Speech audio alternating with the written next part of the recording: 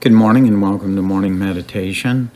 We're still in Philippians chapter 1, verse 27. Only let your conversation be as becometh the gospel of Christ, that whether I come and see you or be absent, I may hear of your affairs, that you stand fast in one spirit, with one mind, striving together for the faith of the gospel.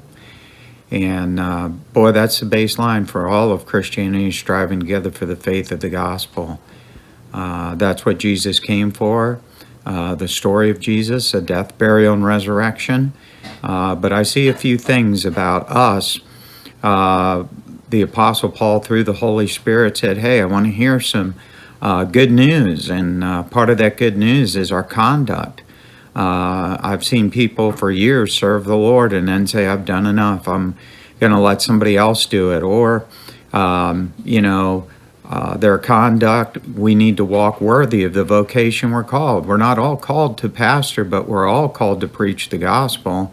We're not all called to be the pastor of a church, but we're called to minister to people. And so our conduct ought to reflect that. Every single one of us ought to, in our lives, demonstrate a conduct that pleases the Lord.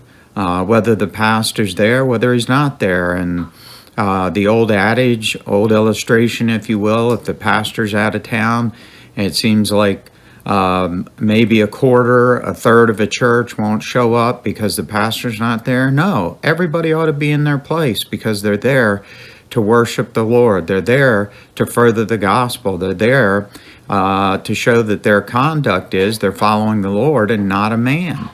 Number two, there needs to be some consistency. He said, whether I be absent or whether I be present, be consistent.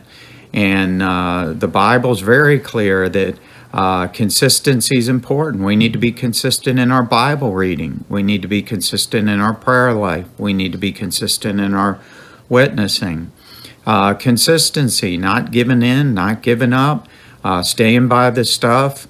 Consistent day in, day out. People ought to be able to point to us and say, man, that person's a Christian. They just walk it day in and day out. I love what one old preacher said, it's not how high you jump, it's how straight you walk.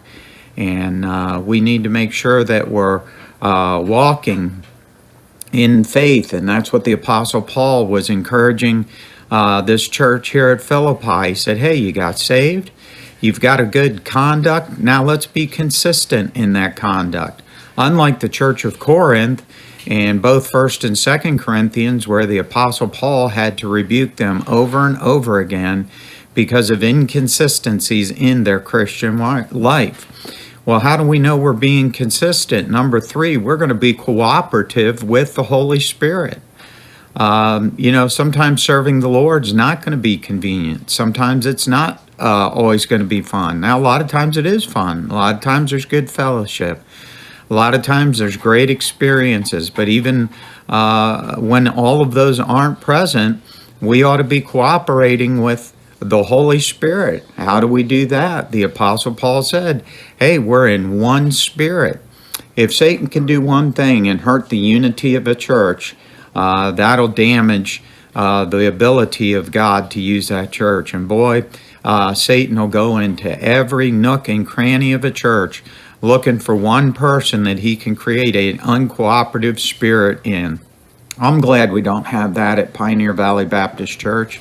We have people that have a very cooperative spirit, and I'm thankful for that. What a blessing that's been, especially through this illness, and I still don't know the answers to all of it. And I appreciate a lot of you praying for me. I did see a specialist, but just like anything, a specialist isn't always as special as they think they are.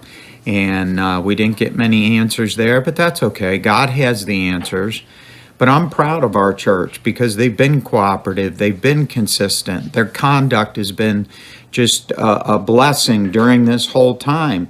But last of all, the Apostle Paul encourages the church here at Philippi to be courageous.